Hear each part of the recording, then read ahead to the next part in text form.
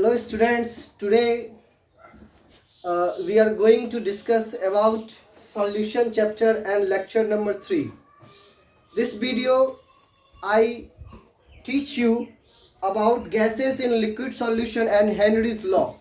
Previous classes we already studied about solution, solvent and solute and gas solids in liquid solutions and concentration terms and molarity, normality etcetera etcetera. तो चलिए शुरू करते हैं। आज का हमारा टॉपिक जो है गैस इन लिक्विड सॉल्यूशन। तो हमारा टॉपिक हो गया गैस इन लिक्विड सॉल्यूशन। अब गैस को हम किसी लिक्विड सॉल्यूशन के अंदर रखते हैं, यानी कि लिक्विड गैस को हम किसी लिक्विड के अंदर रखते हैं ताकि उससे एक सॉल्यूशन बन सके। अब देखो, गैस को जब लिक्विड में रखा जाएगा तो वो कुछ फैक्टर्स को अफेक्ट करेगा, यानी कि कुछ चीज़ें जो है उससे प्रभावित होगी। तो कहता है कि सीधे मैं पॉइंट पे आता हूँ, the factors affecting gas in liquid solution are follow. The factors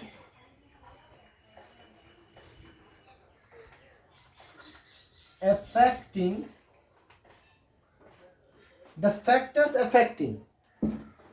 किसको? Gas in liquids. वो फैक्टर जो गैस को अफेक्ट करता है लिक्विड्स आर फॉलो।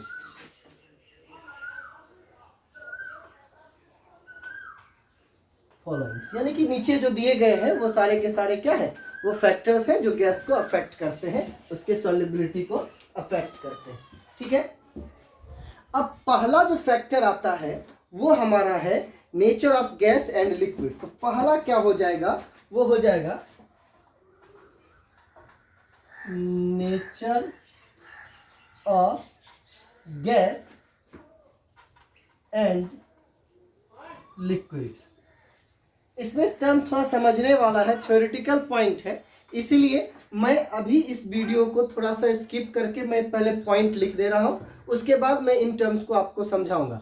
तो प्लीज़ आप लोग भी नोट कर लेना, पेन पेपर लेके बैठो ताकि वीडियो का आपको कुछ इफेक्ट हो सके। 1 मिनट में मैं आपको इस चीज़ों को डिस्कस करता हूँ, तब तक आप बने रहिए हमारे वीडियोस के साथ।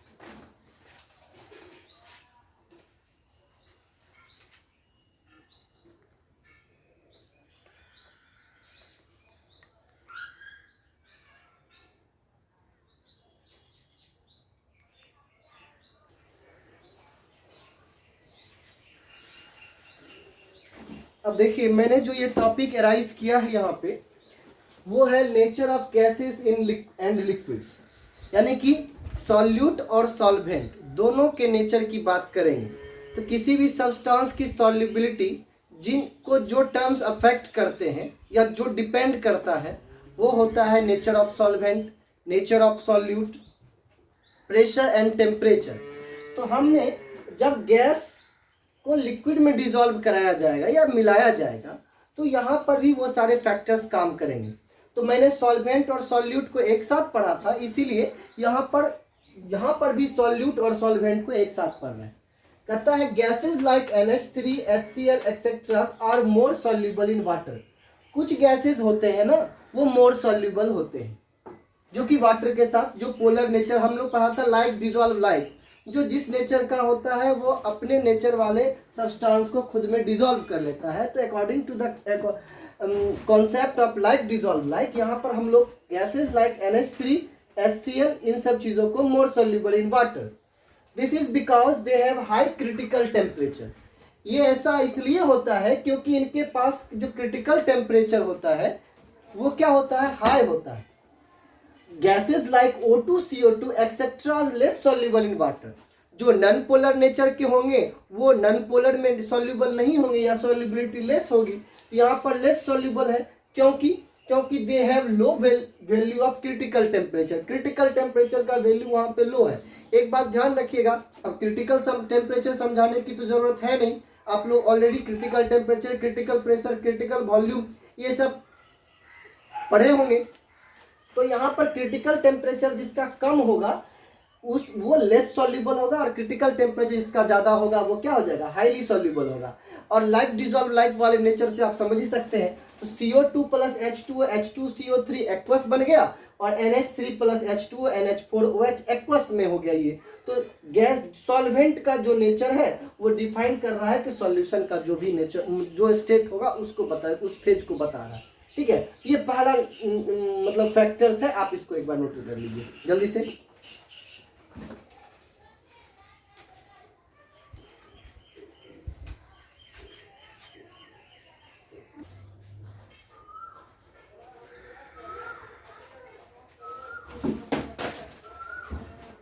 In previous topic nature of gases and liquids के बारे में हमने पढ़ा और इसको कॉपी भी किया।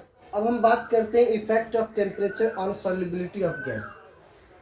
जनरली अगर बात की जाए तो टेम्परेचर जब किसी सॉल्यूशन का बढ़ाएंगे, और सॉल्यूशन भी किस टाइप का होगा, जहां पर गैस जो होगा वो सॉल्यूट हो और लिक्विड जो होगा वो सॉल्वेंट होगा, तो उस कंडीशन में with increase in temperature solubility of gas in liquids decreases. तो गैस की सॉल्युबिलिटी जो होगी टेम्परेचर बढ़ने से डिक्रीज करे।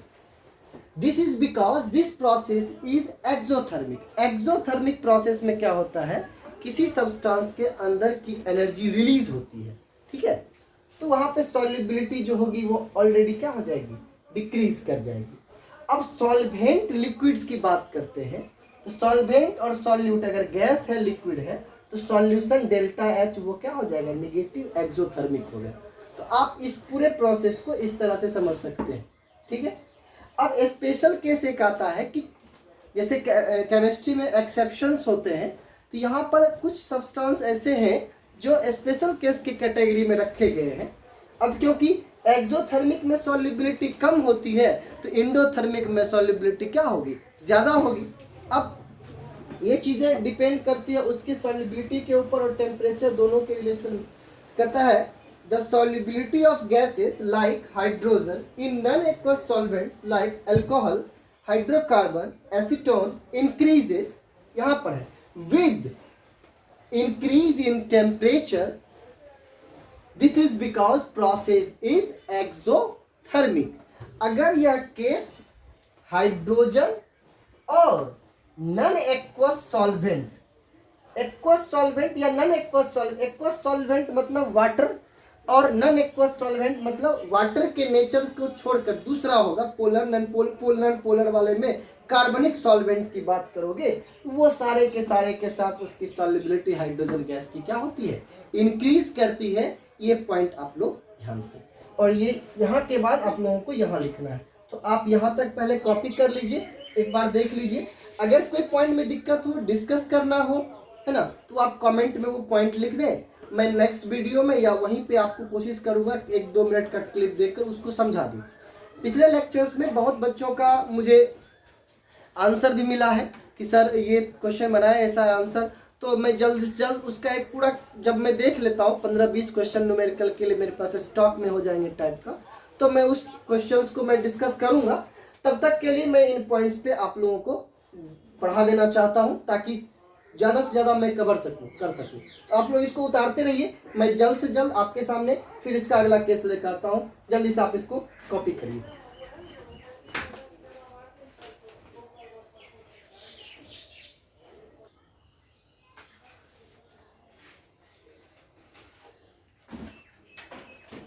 अब मैं नेक्स्ट पॉइंट की बात कर रहा हूँ। थर्ड पॉइंट है effect of pressure on the solubility of gases. आप लोग थोड़ा सा अच्छे से देख लीजिए इसको। Effect of pressure on the solubility of gases. अब कहता है कि किसी भी गैस का लिक्विड के अंदर जो उसकी सॉल्युबिलिटी होती है उसको कौन कौन से फैक्टर्स अफेक्ट करते हैं, इनके बारे में। पहला पॉइंट हम लोग पहले इसको ऐसे पढ़ेंगे, the solubility of gas in liquids increases with increase in pressure of gas. अगर किसी लिक्विड के अंदर गैस के प्रेशर को आप इंक्रीज करते हैं तो उसकी सॉल्युबिलिटी भी क्या होती है, बढ़ती है। क्वांटिटेटिवली, मात्रा के अकॉर्डिंग, मतलब जो उसकी क्वांटिटी है उसके अकॉर्डिंग अगर हम बात करते हैं तो the effect of pressure on the solubility of gas in liquid was studied by William Henry. Henry ने सबसे पहले ये effect of pressure on the solubility of gas, gas के ऊपर जो प्रेशर लगेगा, लिक्विड के ऊपर जो प्रेशर लगेगा किसका, गैस का, इसके बारे में सबसे पहले विलियम हेनरी ने बताया। ठीक है, अब इसमें हेनरी का जन्म कब हुआ, किस शताब्दी में हुआ, किस ईयर ये सब हुआ, तो इतना हम लोग के केमिस्ट्री के पॉइंट ऑफ व्यू से पढ़ना नहीं है। इन्फॉर्मेशन के पॉइंट ऑफ व्यू से आप दुनिया का कोई भी चीज़ पढ़ सकते हैं, लेकिन अगर मैं प्योर केमिस्ट्री की बात करूं तो मैंने उसको कंसिडर नहीं किया। ठीक है, तो आता है according to Henry's law the solubility of gas in liquid at constant temperature. Constant temperature पर किसी गैस की जो सॉल्युबिलिटी होती है वह directly proportional to the pressure of the gas above the solution, वह उसके प्रेशर के डायरेक्टली प्रोपोर्शनल होता है। और यहाँ पर यानी कि सर तो मास बढ़ाएंगे गैस का तो प्रेशर भी उसका क्या होगा, बढ़ेगा। इसका मतलब m डायरेक्टली प्रोपोर्शनल टू क्या हो जाएगा, p। हालांकि इस स्टेटमेंट को हम अलग अलग तरीके से समझा सकते हैं, बट ध्यान में रखिएगा ये क्योंकि एक्चुअली होता क्या है कि हम 2-3 पॉइंट से पढ़ते हैं, इसका मॉडिफाइड फॉर्म भी पढ़ेंगे, लेकिन एक पॉइंट जो आपके दिमाग में एक हमेशा याद रखना चाहिए वो ये है कि आप एक लाइन में ये कहोगे कि the solubility of gas in liquids at constant temperature is directly proportional to the pressure. यानी कि जो सॉल्युबिलिटी होगी गैस की, किसके अंदर, लिक्विड के अंदर, टेम्परेचर कांस्टेंट, टेम्परेचर वेरी करेगा तो फिर उसकी सॉल्युबिलिटी डिफरेंस आ जाएगी। तो कांस्टेंट टेम्परेचर पे वो directly proportional to the pressure of the gas above the solution. ठीक है, m directly proportional to p। यहां पर मास जो है वो प्रेशर के क्या है, डायरेक्टली प्रोपोर्शनल है। यानी कि मास बढ़ जाएगा तो उसका प्रेशर भी क्या हो जाएगा, बढ़ जाएगा। In that case where m is mass of gas dissolve in liquid, जो कि वह मास है गैस का जो लिक्विड में घुला हुआ है। p is pressure of gas in equilibrium with liquid, यानी कि P वह प्रेशर है जो गैस के इक्विलिब्रियम में है, यानी कि साम्य अवस्था में। KH इज प्रोपोर्शनैलिटी कांस्टेंट, यहाँ पर KH जो है ये प्रोपोर्शनैलिटी कांस्टेंट है, which is called Henrys constant, जिसको यहाँ पर हमने हेनरीज कांस्टेंट कहा है। इस पे न्यूमेरिकल्स आएंगे और एक न्यूमेरिकल्स काफी अच्छा, इस पे अगर न्यूमेरिकल बिहार बोर्ड तो चूंकि पूछती नहीं, लेकिन CBSE के अंदर कई बार क्वेश्चन हेनरीज लॉ से आ चुके हैं। ऑब्जेक्टिव 1 मार्क्स के क्वेश्चंस में, 2 मार्क्स के क्वेश्चन में इस तरह से, या ये इंपॉर्टेंट टॉपिक है सॉल्यूशन के पॉइंट ऑफ व्यू से। तो KH is proportionality constant which is called Henrys constant.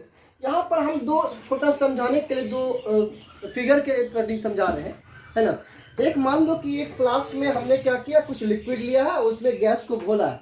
तो अगर गैस की क्वांटिटी कम होगी, तो अगर मान लो गैस का प्रेशर कम होगा, है ना, मात्रा कम होगी, तो प्रेशर जो मास कम तो प्रेशर कम, तो lowers the pressure of gas lowers solubility. Pressure कम लगेगा तो उसकी सॉल्युबिलिटी भी क्या होगी, कम होगी।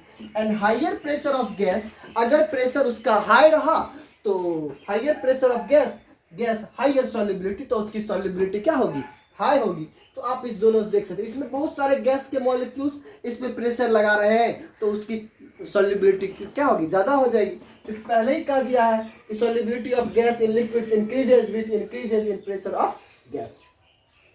ठीक है, तो आप एक बार इसको कॉपी करिए।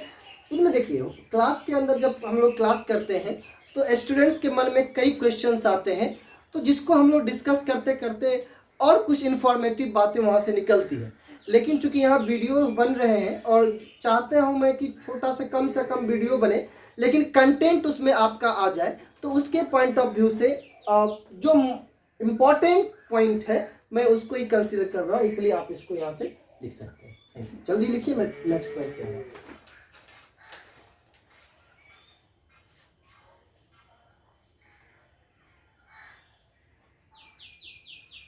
स्क्रीनशॉट ले लें कि मैं इसको आगे फिर बता सकूं।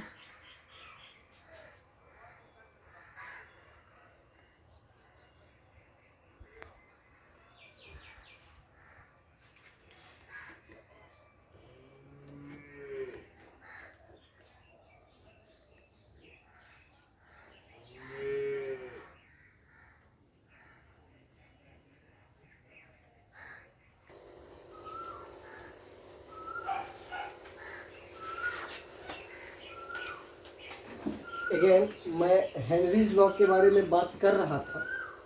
तो हेनरीज लॉ में क्या है कि एक चीज़ हेनरी लॉ के बारे में मैं पहले आपको बता दूं थोड़ा सा। और कहता है द वैल्यू ऑफ के H is increases with increase in temperature. जैसे ही आप टेम्परेचर बढ़ाएंगे तो उसके कांस्टेंट का वैल्यू क्या होगा, बढ़ेगा। क्योंकि आप एक बात जानते हैं पहले से कि मास जो होता है वो प्रेशर के डायरेक्टली प्रोपोर्शनल है। और अगर आप सॉल्युबिलिटी की बात करते हैं तो टेम्परेचर बढ़ाने से सॉल्युबिलिटी डिक्रीज करेगी। तो यहाँ पर KH जब इंक्रीज कर जाएगा तो उसका टेम्परेचर भी क्या करेगा, इंक्रीज कर जाएगा।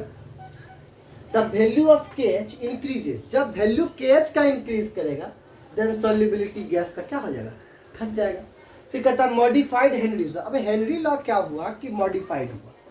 हेनरी लॉ क्या हो गया, मॉडिफाइड होगा।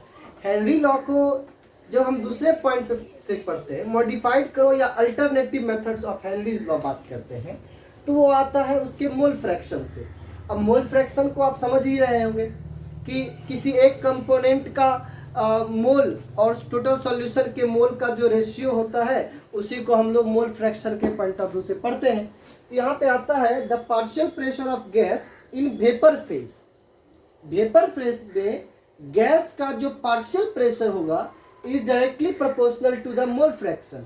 वह जो होगा मोल फ्रैक्शन के डायरेक्टली प्रोपोर्शनल होगा of the gas in solution, मतलब उस गैस का उस सॉल्यूशन के अंदर।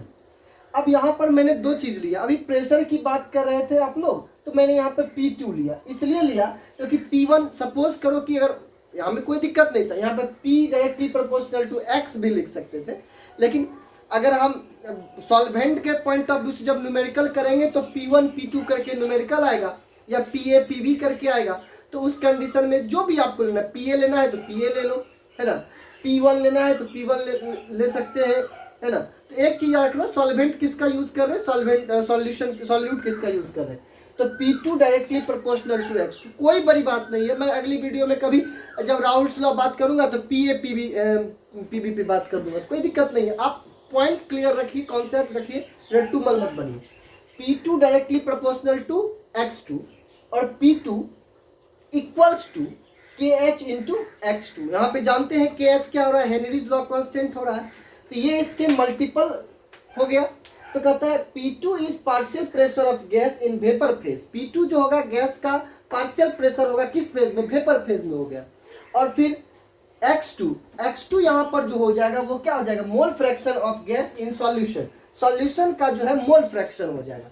अब यहाँ पे बच्चों एक बात का ध्यान रखिएगा, हालांकि कोई बहुत बड़ी चीज है नहीं, हम लोग y = mx + c का ग्राफ खींचते हैं। अब यहाँ पर दिखा रहा है ये एक तरफ प्रेशर को हमने कंसीडर किया है, एक एक्स एक्सिस में हमने इसके x को कंसीडर किया, लेकिन मोल फ्रैक्शन कंसीडर किया। यहाँ पर g का मतलब गैस है, ग्राम नहीं है, ठीक है। तो P2 हो जाएगा KH इंटू X2 और ये हो जाएगा y = mx। मैथमेटिक्स से हम लोग सब लोग पहले से जानते हैं। तो टेन थीटा यानी कि यह जो थीटा हो जाएगा वो क्या हो जाएगा, KH कांस्टेंट को इंडिकेट करेगा। The unit of KH and pressure is same. यहाँ पर प्रेशर और KH का जो यूनिट होगा वो क्या होगा, सेम होगा। हालांकि जो कांस्टेंट होता है उसका कोई यूनिट नहीं होता, ठीक है। तो एक बार इसको कॉपी कर लीजिए, फिर मैं इसके आगे के पॉइंट्स को डिस्कस करता हूँ।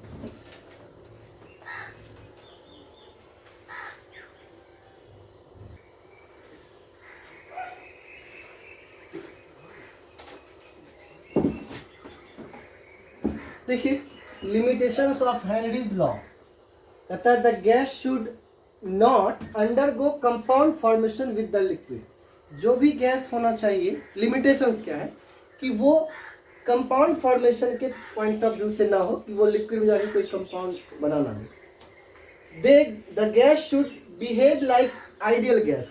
गैस जो है वो आइडियल गैस क्या है मैं आगे पढ़ाऊंगा। ऐसे आप आइडियल गैस इक्वेशन वगैरह पढ़े हुए हैं पहले से ही, तो वहाँ से आप इसको समझ सकते हैं आइडियल गैस के बारे में। और आइडियल गैस में प्रेशर जो होता है डिफरेंस वो भी ज़ीरो होगा, वॉल्यूम भी ज़ीरो होगा difference. The pressure of gas should not very high, है ना। द प्रेशर जो होना चाहिए वो गैस का वो ज़्यादा नहीं होना चाहिए। अगर ज़्यादा होगा तो फिर वो हेनरीज लॉ को फॉलो नहीं करेगा। एक स्पेशल केस, एक्चुअल में इतना डीपली जाने की जरूरत नहीं थी, लिमिटेशंस में 2-3 पॉइंट हम लोग कवर करते हैं, लेकिन स्पेशल केस एक दिखा रहा है ये। Normally oxygen is Sprüngli soluble in water but it has abnormally high solubility of blood. Blood के साथ यह हाई सॉल्युबिलिटी दिखाता है ऑक्सीजन।